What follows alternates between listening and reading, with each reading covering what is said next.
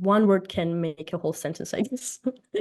Okay. With one word, you can like relay a lot of information. I tell this to everyone, and I think foreigners are familiar with this, but there's this word shemomechama, which foreigners usually like in Georgian.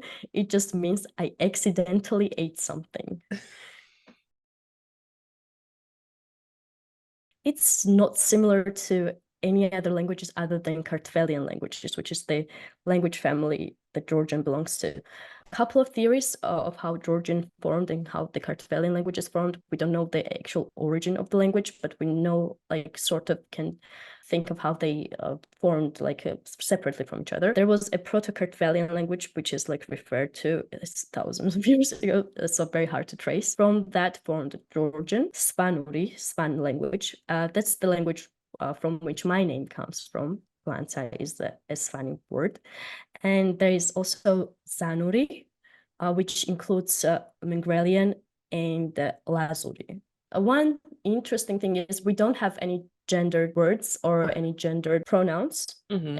Everything is gender neutral, but we do have, it matters in Georgian if the subject is alive or not. Oh, That's, for example, you can say, I have a cat, memqavs kata. You can't say me mags kata, which would be, I can say, I have a mug, me mags chika, but you can't say me mqavs chika. So that's a quirk of Georgian language I've noticed that I haven't noticed in other languages. it's interesting because you said it depends on if it's alive or not. And my first thought was like alive versus, Also, although in case of a car, it's an inanimate object, but you have to say mem mankana. You're treating it as if it's alive for some interesting. reason. My father comes from Imereti, which also has a dialect version of Georgian spoken. So we say like Imeruli.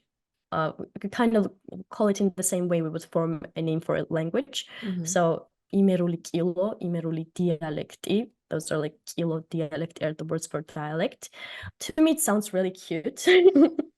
I don't know how to explain it, but yeah, that's how my grandma from my dad's side used to speak, and the way people there speak. And I have friends from there who like use words from Imeruli kilo sometimes. For example, I came to the room, or like you would say movedi in Georgian. They would say in Imeruli kilo modi, like it's like a shorter version. It doesn't have all the suffixes that it needs to me. Like I'm used to those, and they wouldn't say that.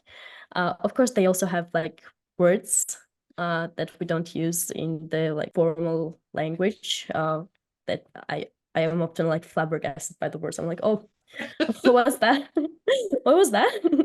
You can argue that a lot of the dialects have preserved Georgian better than the formal version of it, the standardized version, especially the dialects from the mountains. Mingrelian is predominantly used in the families, just to communicate with your family, and in Samegrelo, the region. Everyone there speaks Mingrelian, so in everyday life, everybody uses Mingrelian, but when they go to school, when they like go to work, they use Georgian. They switch to Mingrelian if they know the other person also speaks Mingrelian.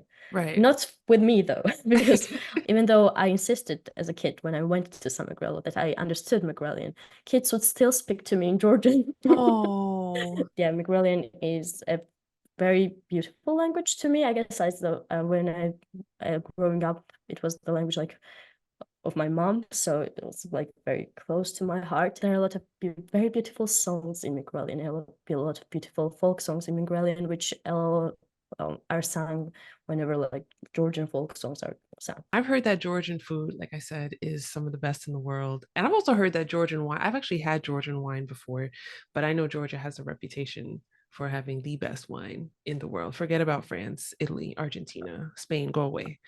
Georgia is widely regarded as the birthplace of wine. Wine is a great thing. Food is an amazing part of Georgian culture. I really love Georgian food. In Samegrelo, we have this dish, romi. So think of romi as rice. It's made with cornmeal. It's not like oatmeal or something, but you boil the cornmeal and it gets like hardened. It doesn't like, it has a very mild flavor, but you eat it like you would eat rice with every meal.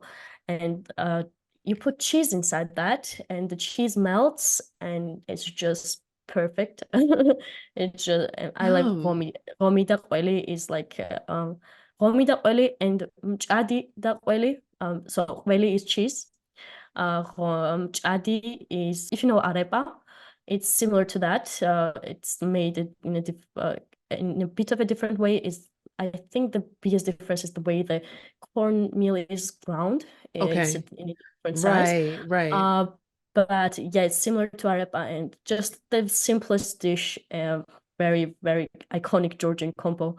Like, name a better pairing than jadi dawali. So another like iconic Georgian dish I have to mention is khink ali. Khink ali is a Georgian dumpling. It's a soup dumpling, and it's the size of your fist, so you have to eat it with your hands. Oh my And God.